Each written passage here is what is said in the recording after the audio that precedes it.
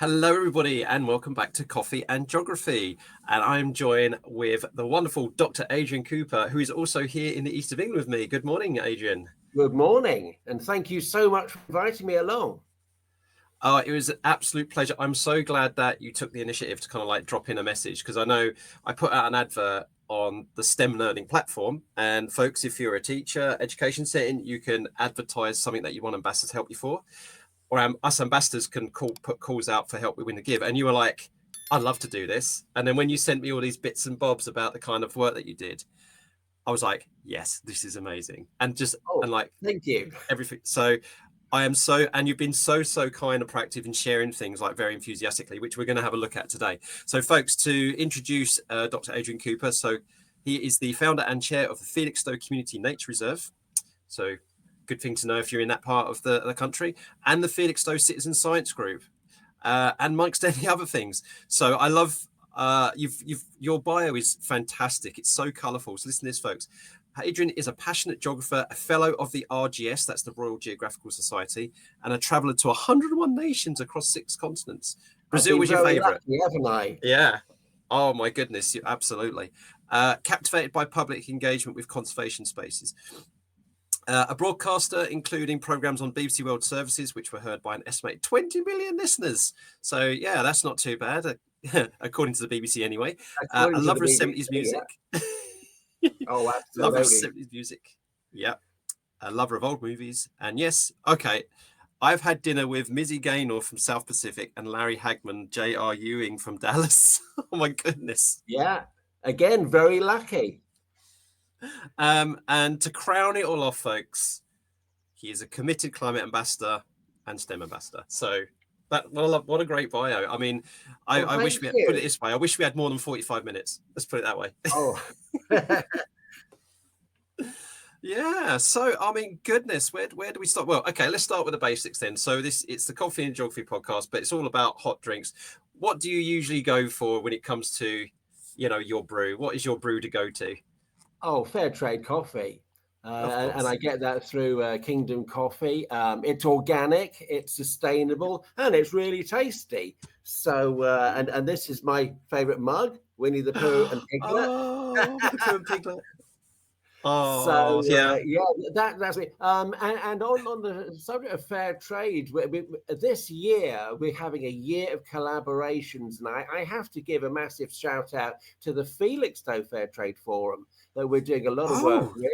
Yes, we're having all sorts of collaborations because the challenges facing us all are so huge. We need to learn from each other and work with each other. And the Felixstowe Fair Trade Forum have just been great. So I have to give a massive shout out to them, and also to reiterate, fair trade coffee, it is the business. Oh, that's brilliant. Oh, what a great shout to start. Right, folks. So yeah, and Fair Trade, Felixstowe Fair Trade Forum have their own website. So what I'll do, Adrian, I'll stick the link in the description for folks to go and check that out. Even though you're not in Felixstowe, so Felixstowe, is in Suffolk, east of England. Now, if you're not in this part of the world, folks, I mean, Felixstowe for me is only like 45 minutes down the road, but it's go and have a look, all right, to see how they do things. If you're looking for a community-based fair trade kind of forum, this is a great. And yes, you've got okay, so yeah, shops and cafes. I tell you what, I don't usually do this early in the episode, but I'm already going to share my screen because I think this is worth having a quick little gander at, if that's okay with you. Yeah. So let's just have so here's your Fair Trade Forum, and it's nice and covered. I do love that that logo. So yeah, so give it just for a couple of minutes, because you mentioned it at the start. Tell us a little bit about kind of what you're doing through the forum then. Well, we're learning from each other. They have the fair trade teddy bear, and so we've just been inventing all sorts of crazy gossip about fair trade Ted and how he's inviting all his friends to have. Well, it started off with a Secret Santa. And Fair Trade Ted was encouraging all his friends to have Secret Santa presents of fair trade chocolate. And we've been promoting all that. I've appeared with members of Felixstowe Fair Trade Forum on Felixstowe Radio. So another massive shout out to Felixstowe Radio for all their amazing support.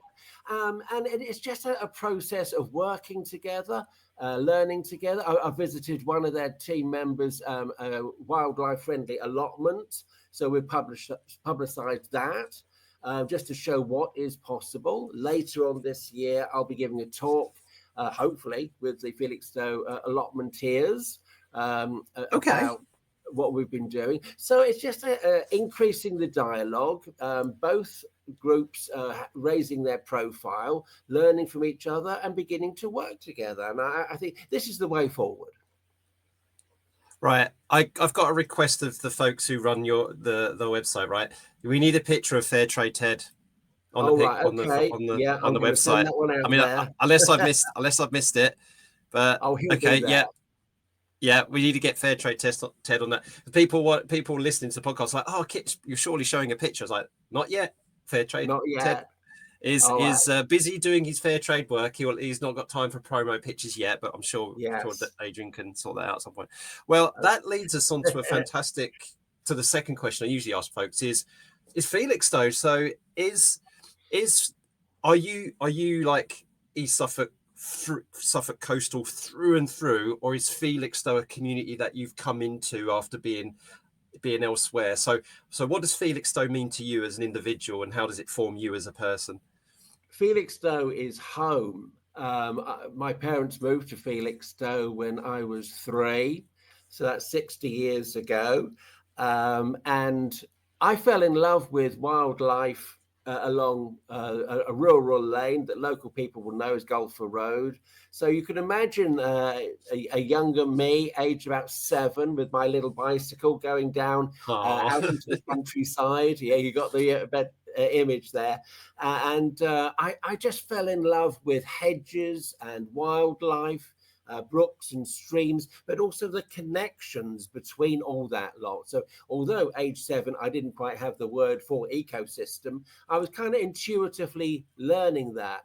So in Felixstowe, we have the sea and the countryside. So Felixstowe is not only home, the place that I return to, despite all my luck with travel, but it's where I began my love of wildlife, and it's where I continue my love of wildlife to this day. So here's a question for you, and because I'm really interested, given what you've just said, what the answer to this be. So for most people, perhaps not just here in the UK, but maybe across the world, who might have heard of the name Felixstowe, is that probably the first thing that comes to their mind is the port. Yes. It's Felixstowe Port. However, is there something you think, if other than the port, if Felixstowe should be known for something else other than the port, we're more than just a port, what would you say? Felixstowe's Community Nature Reserve, because this is an example of people power. We have 1,730 members, and what we do, we simply ask each member to allocate 3 square yards of their back garden or allotment for anything wildlife friendly. And this is a great example. It puts Felixstowe on the map, because across the UK, at least 12 other organisations, community-based organisations, have adapted our idea for what they're doing, and also one in Portugal. So it's a great example of what the people of Felixstowe have achieved. People might say, well, I started it, but immediately I had a team around me, and then a bigger team too. So Felixstowe's Community Nature Reserve really is a great ambassador for the town. And currently we're working with people in Warwickshire, developing some projects there. We hope to be working with some people in Norfolk very soon. And what I do with the Community Nature Reserve spills over into my STEM ambassadorship, citizen science, and climate ambassadorship. So it's all connected. Wow. Well, are these pictures that you or some members of the community have taken? So you've got one with a lovely bee there. Yes. And we've got on a purple, it's not an orchid. Perhaps, I don't know, do you know what that plant is? It's a beautiful plant, it's like purple. Oh, these are foxgloves. That's right. Yeah, we on have a lovely butterfly. amazing photographers, and I have to give another shout out to our school's ambassador, the amazing Jill Atishoju, and her photography is the stuff of legend. And Jill has been hugely supportive of what we do and her education on sustainability. But we encourage everyone to be a photographer. Everyone these days has a smartphone. Isn't it great? And we just say, if you've got anything in your back garden or allotment, or if you're in an apartment, take something from your window box and share it on the Felixstowe Community Nature Reserve Facebook page, because it's hugely encouraging to other people. Particularly at this time of year when the gardens are perhaps sort of less than vibrant. If people take pictures of what they're doing and what they're seeing, it's a massive encouragement, not only locally, but to all the people around the UK and across Europe who watch what we do. This is absolutely, I really love this. This is so beautiful. And you've even had the backing of Chris Packham as well. So, which is a famous BBC presenter here, folks, like nature presenter here, which is incredible. Right. And David Attenborough too. I've had a letter from David Attenborough. Oh my goodness. Yes, and my colleague Luke Smout also has had a letter. And when you put something like that, a letter from David Attenborough on our Facebook page, it's massively encouraging. It's not just a pat on, well, it is a huge pat on the back from the great man. He has iconic status. So we're very, very lucky that he thought of us. And to have a handwritten letter from Sir David Attenborough, it was quite something. Oh, it shows we might be doing the right thing. Well, now for our international listeners, we do have a few, and most of them are actually in the United States. At least that's a name that they'll be familiar. A lot of them will be familiar with. Yes, Sir David Attenborough. So folks, how about that? When you've now, he is a busy man with a lot. He's got a lot of love to give, and but he doesn't have much time. So for him to actually take that time to physically write you a hand. I mean, folks here in the UK, as if we had any other reason to love Sir David Attenborough more. I mean, seriously, to take the time to write you a handwritten letter, that's just beautiful. It doesn't surprise me at all, to be honest. Oh, thank you. Yeah, that he's done that for you because of such a what you're doing. We got a lovely little picture. You know what? And I've just noticed about this picture. What's really, really nice is that you've got some young people in there as well. Absolutely. Well, I mentioned Luke Smout earlier. He is our youth ambassador, and Luke, he's so modest, but I'm going to give a massive shout out too. His work has been foundational to our success. We would not have been as successful as we are without the work of Luke Smout, particularly with young people. And we're carrying that on. There's another wonderful organisation. I'm giving loads of shout outs today. Further Field. Oh, brilliant. And they're starting to do new work with young people. So I'd encourage everyone to check out the Further Field website and their This Coastal Town project. And later this year, we will be collaborating with Further Field and Ruth Catlow and her colleagues. So we're greatly looking forward to that. So, we place great importance on the next generation of community-based conservationists. Yeah. And folks, and Adrian will back me up on this because this is a good segue, actually. Like all of you folks that Adrian just mentioned and the organisation, please do seriously consider becoming climate ambassadors as well, which is not extra work. I like to describe it as another tool in your existing toolbox is the climate ambassador scheme. So folks, I'll tell you what, I'll let Adrian, because Adrian, tell you, convince you to become a climate ambassador. And Adrian, obviously, you're more than welcome to share, folks, my University of East Anglia email address for anybody you think would be interested. So in terms of the climate ambassador scheme then, so give us an example of, so say you've got, say if you've got local schools to Felixstowe or around the area, stuff like that. So what is it that you can do both through your work with Felixstowe, but also generally can you do to support schools with climate action? Well, to visit them. And the first thing I always do with young people is to listen to them, because so many young people have what might be called eco-anxiety. And I acknowledge that it's massive. So I start off my work with any young people by listening to them, acknowledging their anxieties and talking to them. And then the second thing, I remind them that they have a voice. They have a voice with their family, friends, and neighbors, but they also have something perhaps more powerful, and that's a smartphone. And I encourage them to make short films just advocating climate action. And I have a vision of flooding social media with these TikTok like 30-second, 1-minute films of young people just encouraging one another. You know, the old phrase, let us encourage one another about climate advocacy.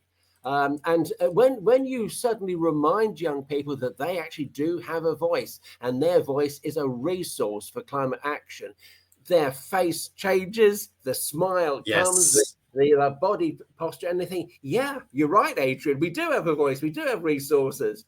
And they just start championing what we can do. Right. And that is so right. I mean, a lot of the work that I did previous to having this job and I brought into this job is empowering young people and kind of like making people more aware of not just climate and eco anxiety, but how to kind of deal with that through empowerment and through action and through positivity. And I think that what you've just said is like a perfect example. And I think there is an increasing number and it's a brilliant thing. And if you do this, folks, what Adrian has described, to kind of empower these young people and give them a voice, you can do absolute wonders for their mental health. Because people say, oh, Kit, you know, I think the term climate crisis is banned about too much, or mental health crisis is banned about. And I'm like, no, I don't think it is. You know, I think it's a very appropriate term for kind of like, based on the evidence that we have of the number of people who are experiencing anxiety because of environmental degradation and the climate change is most certainly a crisis, that's for sure. So, but these people think this is such a huge issue, and it is a huge issue, but these are these little tiny things that can really do wonders for people's well-being. Like you just said, listening, talking, giving them a platform is something we can all learn to do better, just general as human beings, really. Can I add one thing that I hope will be helpful? Our citizen science group is doing a lot of work at the moment on therapeutic environments.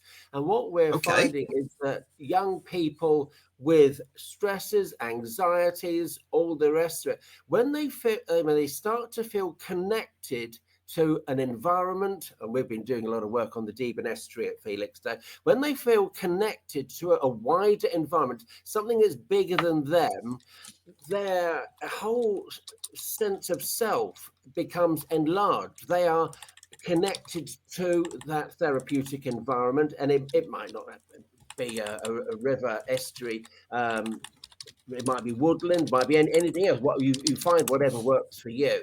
But we do find already that our work on therapeutic environments links in very closely with climate action, and the whole experience of young people finding themselves connected with this much wider environment, something that's bigger than them, we find it helps.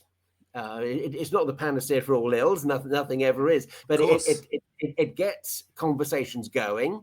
It introduces young people to other young, like-minded young people, and we have found it is helping with mental health. Yeah, and I've had the privilege of one of our other climate ambassadors is as a Dirara at Norfolk and Waveney Mind. And she does some wonderful work with climate cafes and Active Hope and stuff like that. And actually, she came along to the Norwich Science Festival and did a stall about adaptation and resilience through Active Hope and well-being, and that's perfect. And then we've got the other thing that we've done quite recently as well with our partners at National Education Nature Park is look at how there's all these different solutions, nature-based solutions that can be done in schools and which have this benefit of improving mental well-being. So what I'm showing on the screen, folks, if you're listening on the podcast, is the National Education Nature Park website, which is amazing, one of the Climate Ambassador's sister projects. And, you know, you've got under the resources section, you've got, you can filter by key stage, topic, duration. You can filter by links to the curriculum and stuff like that. But, you know, there's all this stuff about nature connection in there. So if you filter by nature connection, for example, you know, you've got these things here. So points of view for looking at leadership color codes, sound mapping. I mean, what a great way to immerse yourself into your environment by doing sound mapping. That's great for the very, very young. Shades of storytelling to empathize with nature. So, you know, so you've got people like Adrian who can facilitate these kind of things and can really help it. But then you've also got these physical, tangible resources that you can take to help you do these kind of things that Adrian is talking about, which is really, really great. Learning through landscapes is another great example as well. We've done a lot of work already on listening to the Deben Estuary because our brains are wired mainly for a visual stimuli. But when you emphasize the sound of a landscape, it introduces a whole new discussion. And a sensitivity and a rich appreciation of an environment. So what I mean about listening to the Deben Estuary is not just the waves lapping on the shore, but also the birds, children laughing, the breeze as well. So we're opening up discussion about therapeutic environments such as the Deben Estuary to all 5 senses as well, to make the experience of the Deben Estuary as rich as possible. And I've just found this as you were talking. There's a webcam, a live webcam of the Deben Estuary. Hey. So look at that, folks. So as we are talking right now, we have got on the screen a live webcam, and someone is doing a bit of maneuvering. That's not me. I'm not doing that. So somebody is actually tweeting around. So yeah, we can see the beach huts in the foreground there. We've got your nice slopey sandy beach, some you know, you see some groins there as well. So yeah, wow. So this but is actually far better to come and visit us. Oh, absolutely. You can see it if you can't get here, folks, obviously I'll put the link in the description for this. If you can't get here, fine.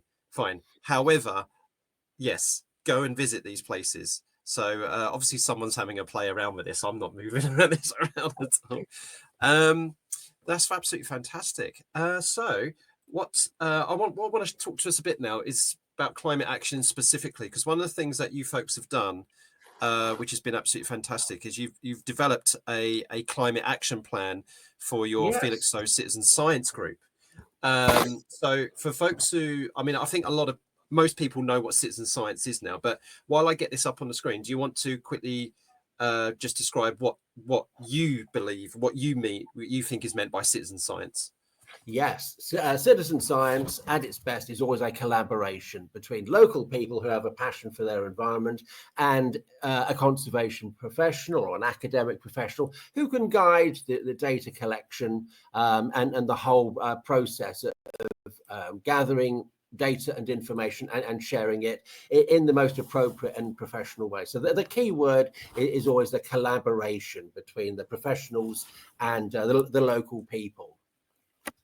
Yeah. So talk us a little bit through, I mean, we don't have obviously to go through this word for word, but in general, what your kind of rationale with this, and what I really love about this, and for people who can see, you've categorized things according to the 4 pillars of climate action, which is what here in England, the Department for Education have asked all education settings to categorize. So decarbonisation, adaptation, resilience, nature and biodiversity, climate education, green skills. So I love the fact how you've kind of like run in parallel with what the DFE are asking schools. So yeah, take us through like the key, like your key highlights of your climate action plan, which you first implemented in November of last year.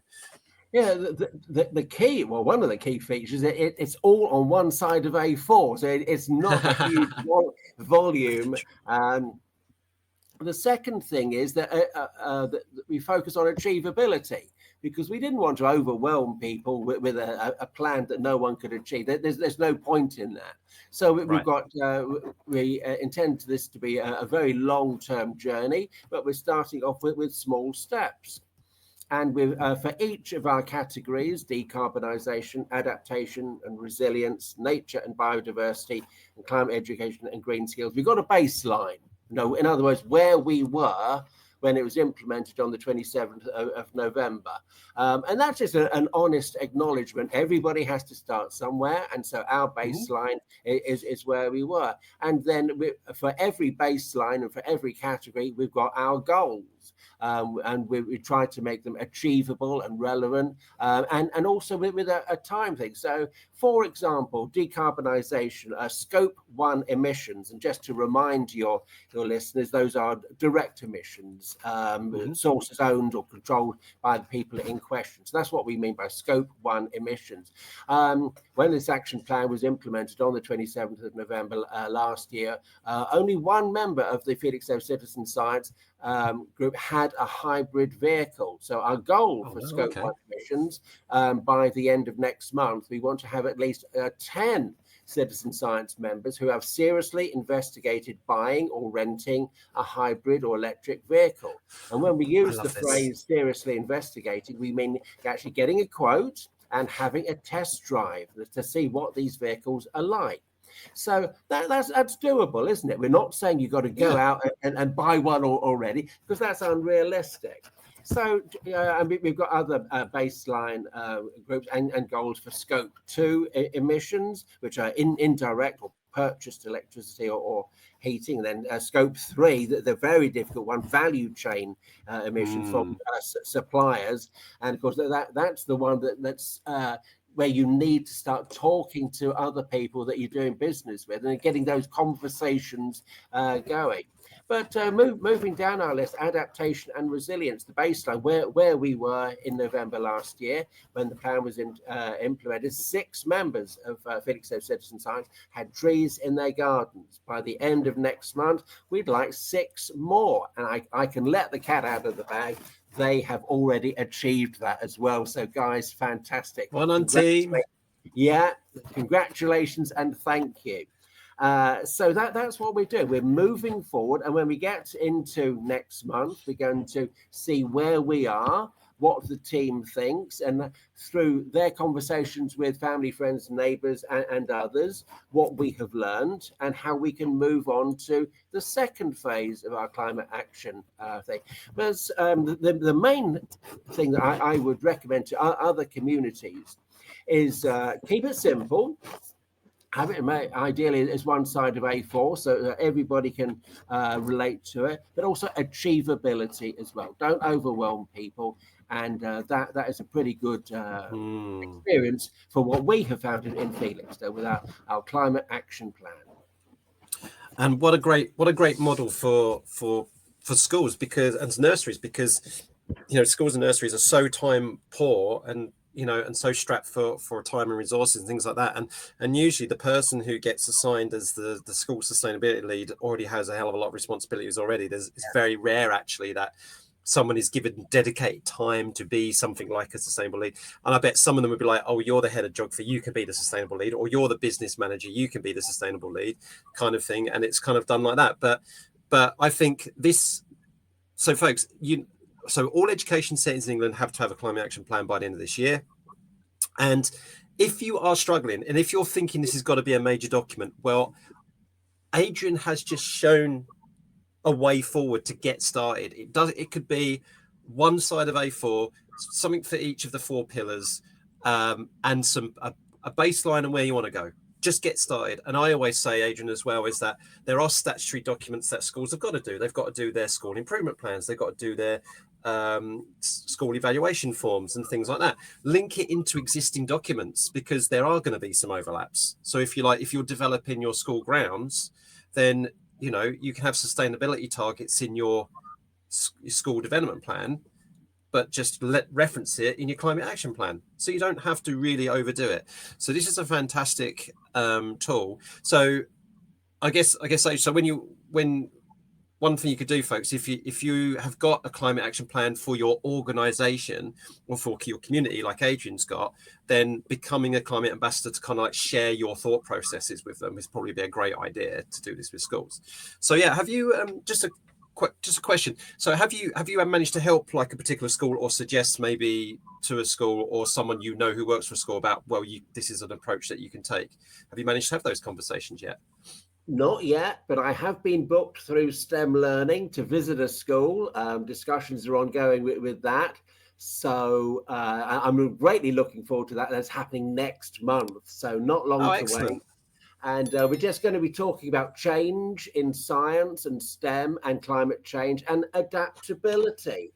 In other words, how young people can adapt their behavior and encourage the adaptive behavior of their family, friends, and neighbors and others to the need for climate action. Excellent. So there you go, folks. And so climate ambassadors can do both these things. You've got general ambassadors who can help with general climate action plan and stuff like that, and then you've got technical ambassadors who can help with really specific things. And I love it. You've got best of both worlds there, Adrian. I love it. So you can really focus on specific things that schools can work on, but you've also got that holistic overview of what a climate action plan can be like. So there you go, folks. That's absolutely amazing. And one more thing I want us to show folks before we move on, because I almost forgot to. I'm going to circle back now to the Community Nature Reserve, because I think this is so good. It's like your climate justice agenda, and you've come up with basically 12 principles, and I really like this. So let's go through these very quickly one by one. So for folks who are again listening, we'll go through these, so not to worry if you can't see it. So we've got the Felixstowe Community Nature Reserve Climate Justice Agenda, and there's just 12 very simple statements. So in about 5 or so minutes, should we go through each of these and your rationale for them? Yeah. Can I very briefly explain how this document arose? Of course. Yes, please. Yeah. That might be of interest to listeners. I'm going to have to take everybody back to September, October 2021. And local people started to ask the Community Nature Reserve, what are you going to do about climate change? Which is a massive question, but we threw it back at local people and saying, well, what would you like us to do? And it was that involvement of local people and listening to local people that started to get this agenda. So July the 2nd, 2022, we had our Climate Justice March along the prom in Felixstowe to launch the agenda. And the logic was call an end to talking about climate justice and start getting some action. And it was this agenda. So let me just run through it. For those who can, walk and or cycle on local journeys to reduce emissions.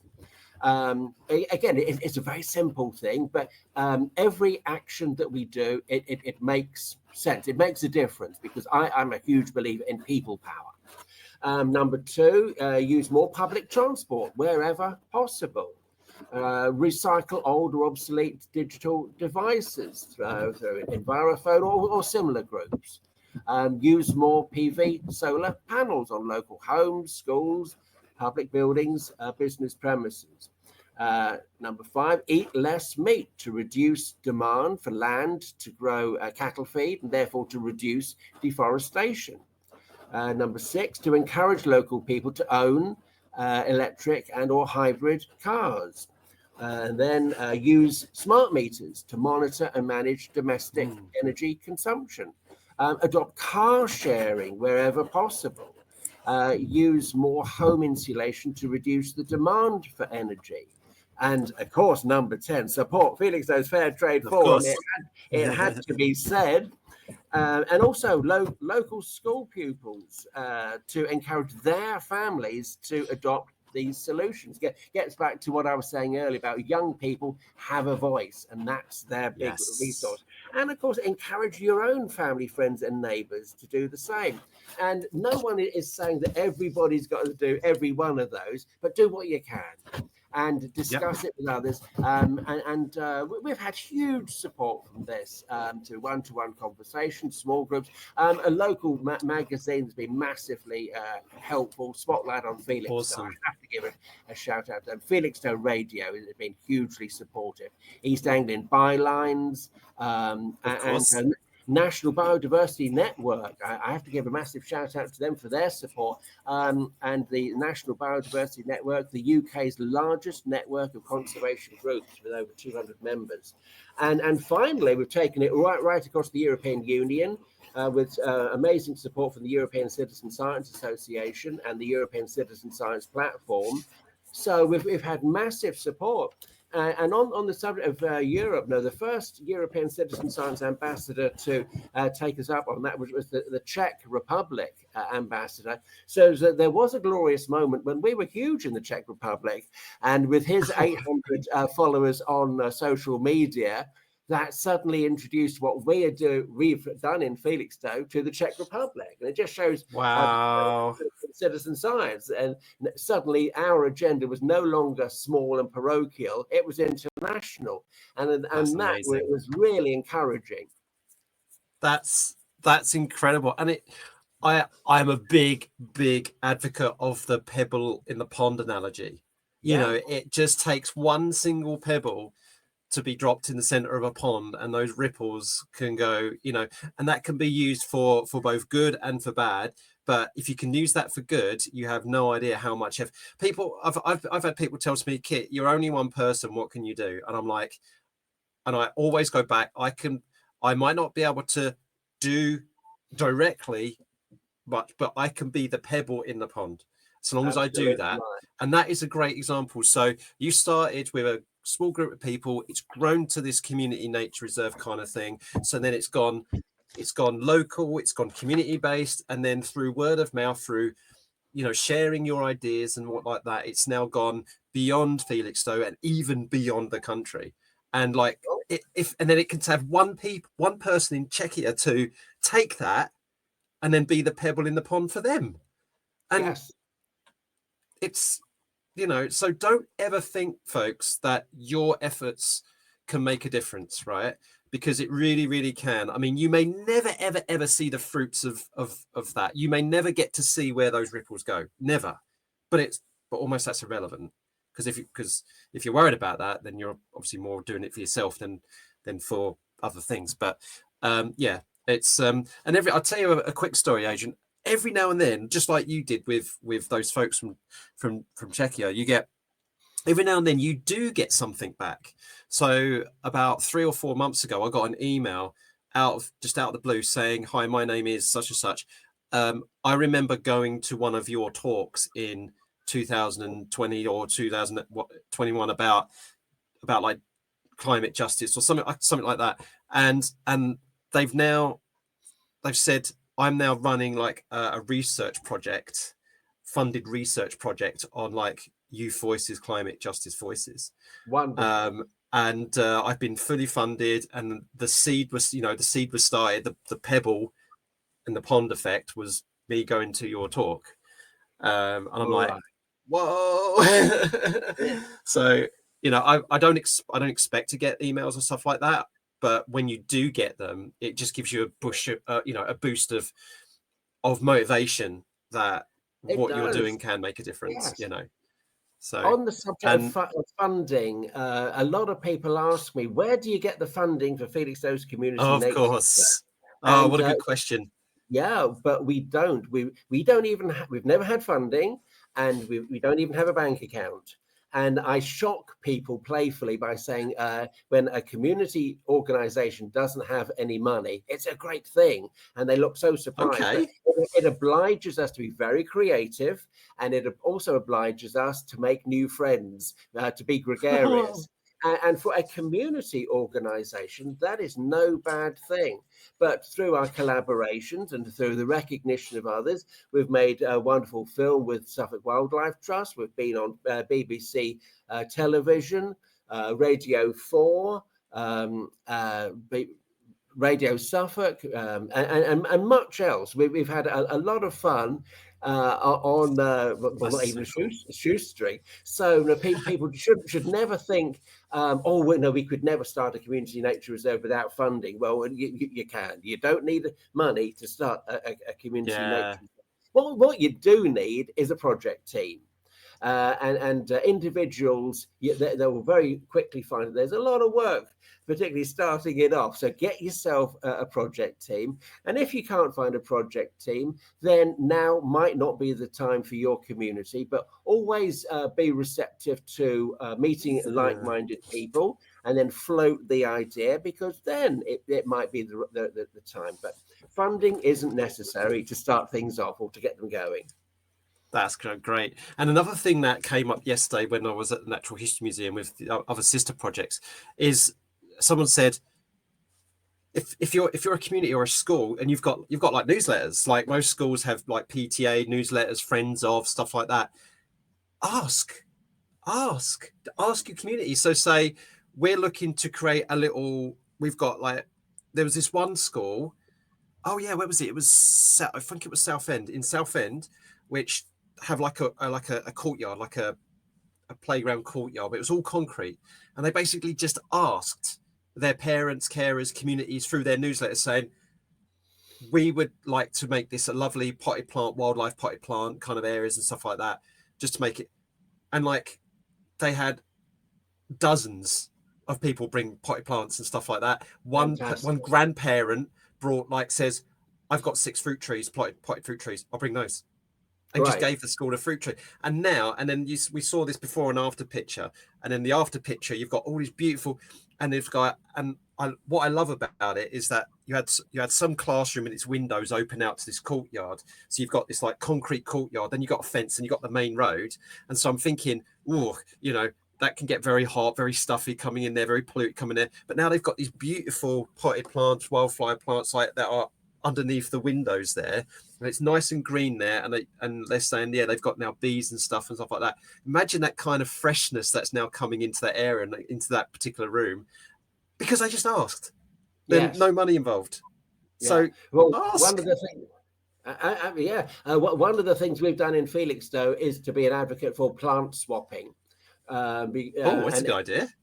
And also garden cane swapping and plant pot swapping, and it kind of sort of says what it is on the tin. A plant swapping. If you've got some roses and I've got some anything else, Buddleia, we can exchange it and all this. But one of the lessons we learned was we started off, the Mark I version was like to have a central hub where people were invited to bring plants in and then take out. We found that people took more than they brought in. So what we encountered, the Mark II version is on a one-to-one basis. If you have roses, I have Buddleia. Between the two of us, we can do a swap, and that doesn't have to go through me or anybody else. Just do it. All our members are encouraged to feel thoroughly enabled, and so I don't need to authorize anything. I just encourage people to take the initiative themselves. There you go, and enable. Fantastic. We're gonna quickly take a listener question now, Adrian. So with Jog Q over a brew. So folks, if you want to submit a question to our guests, you then please use the hashtag JogQ over a brew on either LinkedIn or Blue Sky. And today's question comes here from Broadcast AMO. So Anna, a friend of mine, a Star Trek nerd like me, Anne-Marie, and she says, if you can choose any town or city to be carbon neutral, where would it be and why? And would you have an idea? So what would you think? I would choose London. It's one of the most iconic cities in the world. I know that a lot of work has been started in London on carbon neutrality.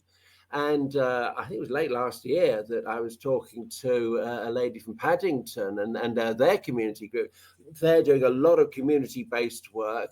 So the work has begun all over London. I know more needs to be done.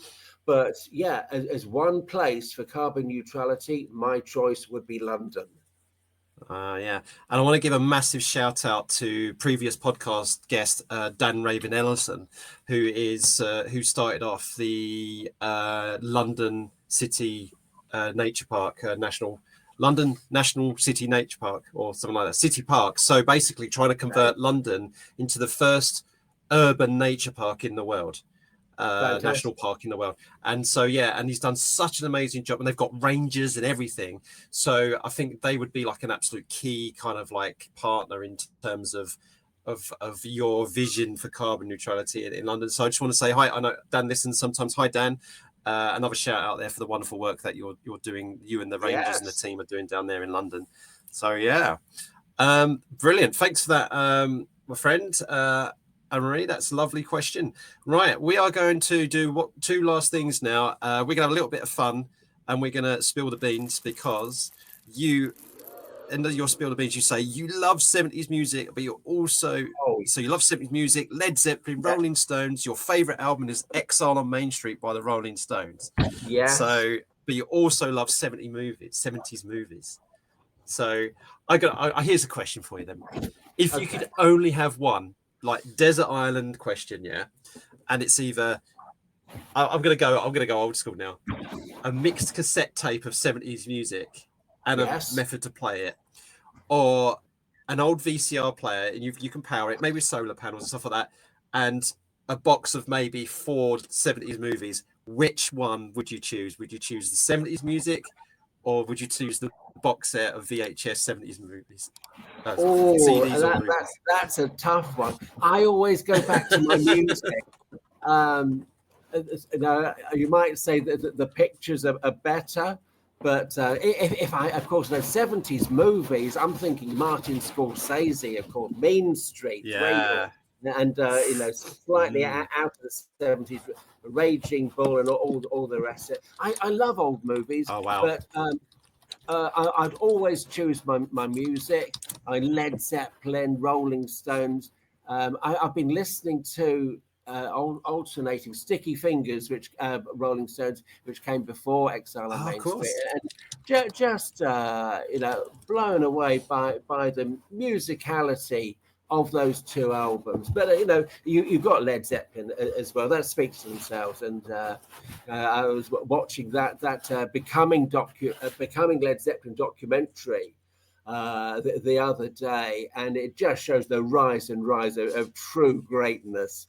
Up to the end of the second album. And so, Rolling Stones, Led Zeppelin. But also when you think about 70s music, you've got disco. Let's never forget that. Bee Gees, Earth, Wind & Fire, ABBA, the Tramps. Remember the Tramp, Disco Inferno, Kool and the Gang Celebration. Massive, huge, wonderful music. And Punk, of course. Sex Pistols, Ramones, The Jam, and much else. So the 70s was so rich. And I think record companies back then allowed artists to experiment more and to develop as artists. These days, if your first album doesn't make it, you're kind of looking at the back door. But no. So yeah, 70s music always does it for me. Yeah, and I know this is. I know it's slightly a few years before the 70s, but one of my most favourite songs of all time is "Paint It Black" by the Rolling Stones. I mean, I know that's like late 60s, but it's they're one of their first kind of things that they did. But my God, when I heard that for the first time, and I was only it was, I can't remember what TV show it was now, but it was the title song for a TV show, some kind of like old like wartime time. And when I first heard that for the first time, I was like, oh, this is so amazing. And I asked my dad, I said, oh yeah, that's Rolling Stones. That's what I was about your age when that came out. And I was like 10 years old or something like that. So but that's my most favorite Rolling Stones. Gimme Shelter's obviously great. Jumping Jack Flash, obviously, which is a classic as well. So they're the kind of ones that I like. But yeah. And in terms of 70s movies, we had a quick chat about Jaws, is a classic 70s music. And that has an environmental theme, because I think Jaws, as amazing as it is, especially with the dialogue and the story, the kind of the analogy with Moby Dick and all that kind of stuff. Yeah, I do think Jaws is not solely, but largely responsible for the demonization of sharks for the decades following. Yes, and the which whole is not very good from an environmental point of view. You're right. Absolutely. I agree. Yes. So I always like to think of Jaws as an environment. I like almost like an anti-environmental message. It's like because it demonizes and we still have that kind of stigma of sharks today, when actually they're very majestic creatures who are absolutely vital for the the ocean ecosystem. So and most of them, the vast majority of them, very docile. So yes, I remember in the South Pacific, I had a reef shark brush against my legs as it swam past. And although you think, in one sense, oh, that's a shark, but in another sense, it's just such a wonderful experience to have literally a physical brushing with such a truly beautiful animal. As I said at the very beginning of this chat, Adrian, I so wish we had more time to chat, because there could so much be like a second part to this. But we are going to finish off now. So the last thing we're going to do then is we are all geographers, linking you to previous guests. So last time we had a chat with the wonderful Dr. Johnny Ruffle from Apogee Net Zero, who's he lives in Colchester but based in Norwich. So we've got a string of East of England ambassadors. Come on, ambassadors from the other parts of England, get in touch, get you on here. We don't want to be dominated by the East of England here. So Johnny had a lovely word that I would like you to talk about 30 seconds. If you want to link it to the environment, you can. If not, just wax lyrical. There's a bit of a hint. I'll do my best. Because he's given you the word poetry. Poetry for 30 seconds. So when you're ready, I'll start the 30 seconds. Well, so many poets have really engaged people with the environment. I'm thinking immediately about William Wordsworth, but I also think about Walt Whitman as well, and the Leaves of Grass collection. And I would say Walt Whitman is one of the great poets of the United States, but also one of the great environmental poets as well. Well, as you travel around the world, thinking of Japan, Matsuo Basho and his haiku poems. Was that it? Wow, you could go on. Yeah, that's 30. You know what? That's a tricky word for just 30 seconds, isn't it? Yeah. Thank you, Johnny. All right. But yeah, brilliant. Oh, haiku. You know what? I've had this. I do like a bit of poetry myself, and I'm thinking that maybe a future feature is that I'm going to try and write maybe a haiku during a recording and say it at the end, but we'll see. I'll think about it. I don't want to add too many features to this podcast. So for my next guest, Adrian, what word would you like to give to them? Community. That's a lovely, beautiful word. I'm going to jot that down before I forget. Community. And you know what, folks, for 120 episodes of Coffee and Geography, that is, I think, the first time we've had the word community. So thank you for adding that to the We Are All Geographers mix, Adrian.